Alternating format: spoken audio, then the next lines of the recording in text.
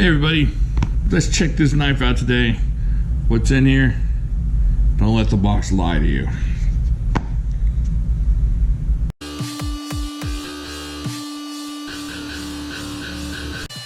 Okay, today I'm going to do a review of a knife that I actually bought at Blade Show in June, and it's taken me a while to get to it. Now, if you go check my video, I thought I was buying a Bestech Lion. At least that's what they told me the knife was. I didn't buy it because I thought it was a Lion. I thought the knife I was buying was a Lion. So I actually tried it out and checked it out. But the other day I was trying to find out, you know, what it costs and stuff to review it, and actually almost sold it to a buddy of mine. And when I went to look at it, I realized it wasn't a Lion. And then I realized I didn't know what it was. So after some extensive research, I found out this is a Bestech Torpedo. And I don't even know if it's out yet. I may have lucked out because if you look, there's no markings on this side. There's no D2, there's no Torpedo. So they may have given me something that was just about to come out. So we're gonna check it out. I'm not real positive on what the deal is, but we'll check it out anyways and see what it's like. If you don't want to watch the rest of this video, this knife is really cool. All right, I'm just gonna tell you right now, it's pretty cool. All right, so here we go. Let's get into this. 1, 2, 3, right at near 3 1/4 inches of that Bestech D2. And wipe off some of those smudges there. Check out that blade. Kind of cool the way it comes down here. A little, what do you think, that sheep's foot drop point action there on that swedge. Got kind of a cool little upsweep on this thing. Now check this out. Now this flipper, the flipper tab is kind of unique. If you look at the rest of the Bestech knives, a lot of them have the flipper tab that comes out at the bottom, just kind of a pokey flipper tab. This one is kind of subdued, especially in the open position, but it works really well. All right, now let's check out this part. You know, we have 1, 2, 3, 4, and about 4/10 inches of G10, and it's got this vertical G10 striping here, which is a little bit different than what's on the other Bestechs. I know I've done some extensive looking at Bestechs this last couple days, trying to figure out what this was. Check that out. I don't know about this pivot. I guess you can get the pivot in from this way. It's kind of cool. Is that a B? Is that supposed to be a B for Bestech? Can you check that out? I don't know what that is. It looks kind of like a B to me.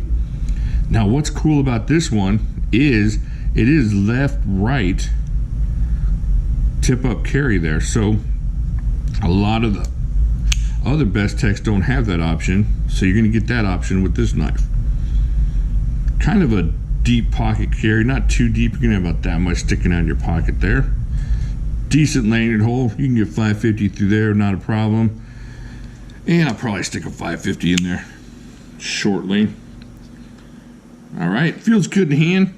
Now the thing I like about this knife is not super extended back here. Even though it's only like a 3 1/4 inch blade, you're not getting a lot of extension back here on the back end. And it reminds me of something. I'm not going to show you just yet what it reminds me of because I don't want to lose my credibility. But check out that liner lock. It's very thick. The thing is super locked up. Just very locked up. Of course the detent, perfect. Opening on this thing is smooth and it shuts like a dream.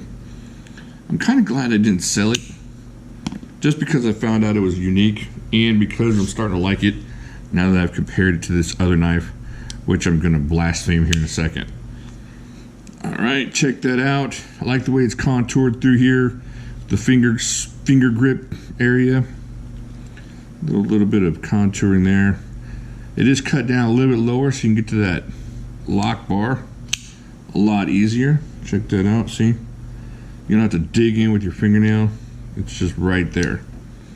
And the action is amazing, like I've already said. Semi-open construction, have a G10 backspacer back here. Have a little jimping up here that might help you if you decide to brave it and come before that that flipper tab there. You could do that, but you know, as long as there's nothing super powerful where you're gonna lose your finger, you can get in there and do some whittling or whatever. So there you go. Now, should we weigh it first? Let's weigh it first, and then I will do some blasphemy. All right, check this out. Close this up. Bring out the scale here. Let's see what we got. All right, we're already in Europe, so let's start there. 120 grams. That's a little bit hefty for that size knife. Not too bad. Not going to hurt you too bad. So we're looking at 4.23 ounces. It's a bit heavy, but it's the steel liners on that thing. They're going to give it. Now, if you look in there, they've milled them out on this non-lock side. They're kind of milled out in there. Can you see that? Let me see if I can get that on camera there. And a little bit of milling on the other side, as much as they could, without messing up that lock. All right, so you ready? You ready for me to lose all credibility here? This knife, the way it holds, now it's not the same knife or anything like that, but it reminds me of that one, the Lingma GSD. Now you can tell it's got kind of that same thing where you have a lot of blade in the forward and a little bit of handle back here, just kind of barely enough handle to hold on to. But you see how that is very similar in length as far as that and that, the ratio of handle to.